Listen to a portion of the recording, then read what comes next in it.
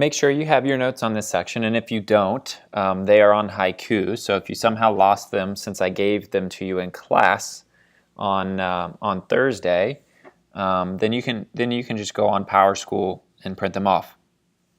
So before we get started, I want you to write at the top of the section what our goal for this section is.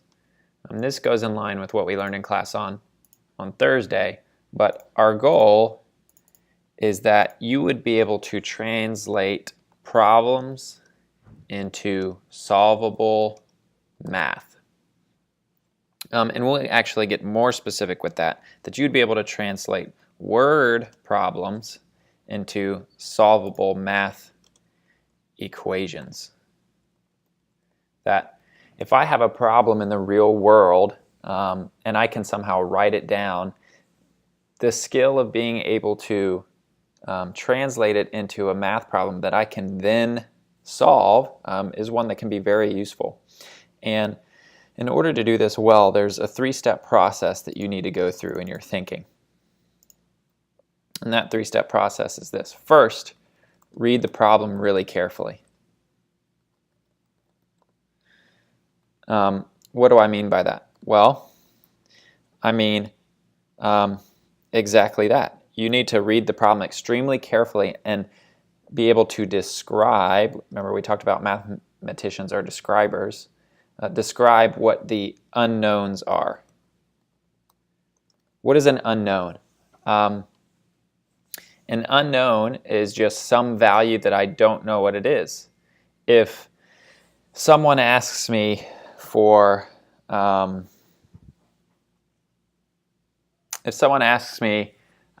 many pennies or how many pennies is in a dollar, that's a very easy question to answer. There are 100 pennies in a dollar. But if someone were to ask me how many quarters are in $20, that's not very harder. So the unknown there would be the number of quarters. And we'll get to that in a second.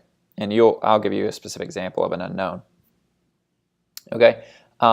And then we need to be able to describe what the facts are. Or another way to say the facts is the knowns. That the first step is being able to describe what the unknowns are, be able to, when it says describe, it means write in math, write in the math language, and then also be able to write in math what the facts are. The second step is going to be this. Step number 2 is choose a variable and represent the unknowns. So first I need to, and I spelled that wrong, first I need to look in the problem and figure out what the unknowns are, and then I need to be able to represent those unknowns with a variable. So in our example earlier with the quarters, I would need to pick a variable. I could call the number of quarters X, or I could call them Y, or I could call them Q for quarters. But I get to determine that. And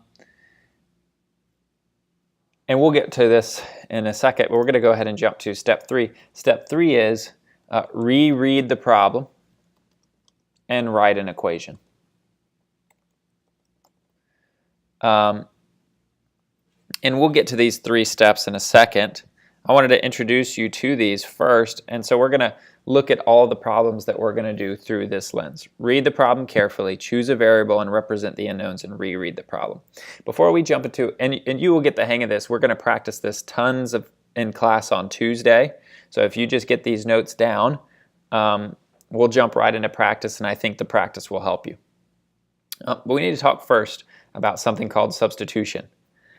So let's say I have this problem here, and the problem is a equals b plus 2, and I also know that a plus b equals 10.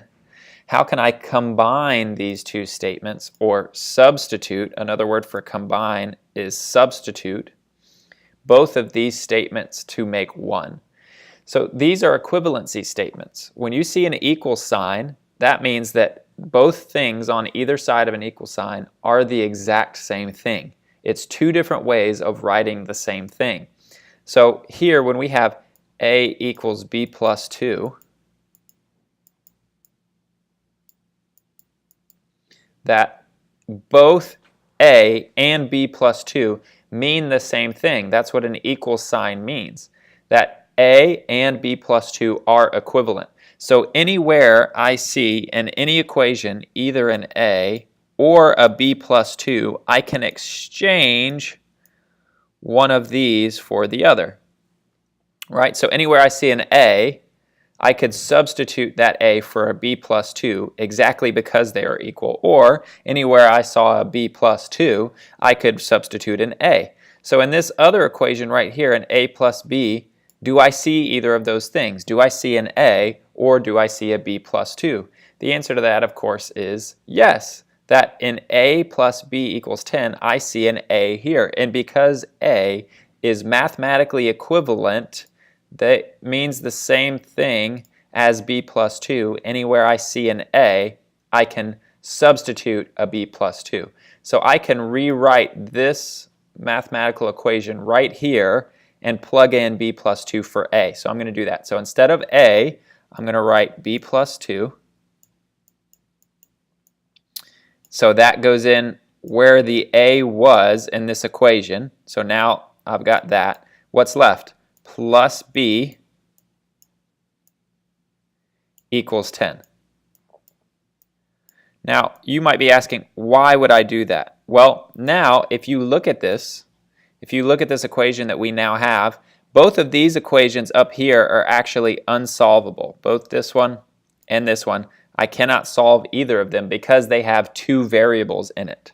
But here, I've now translated this into an equation that actually only has one variable in it, and that variable is b. So I can actually solve for this b. So I need to do some collecting of like terms. So let's talk about that for a second. So I'm going to take the parentheses away because since it's all addition, the parentheses don't really matter. And I could rewrite this as b plus 2 plus b equals 10. Do you see any like terms on this side of the equation? Yes, you should say, okay, well I have one b over here and another b here. So I can add those b's together, and b plus b is 2b. And then that 2 is still there. I can't add it to anything, and that equals 10. All right? So now we can actually do some more math and solve this for b. How do we do that? Well, this is a mathematical expression that we could now solve. Okay? But we have translated these two into one equation. All right? So if I wanted to solve this, we'll do this. You don't need to know how to do this. We'll get more into this later. But if I wanted to get b by itself, I could subtract 2 from each side of this equation. And then over here, these 2's would cross out. This would be 2b over here, and this would be 8. And now this 2 and this b are connected by multiplication. So in order to get this b by itself, the opposite of multiplication is division. So I would need to divide both sides. Anytime I do one thing to one side of an equation, I have to do it to the other by 2. These 2 would cross out, and b would be 8 divided by 2, which is 4. Okay, so really what this section about is being able to get to this step right here. This step we'll be practicing more, and it's not as important that you're able to do, but I just wanted to show you that in case you were already kind of doing it in your head.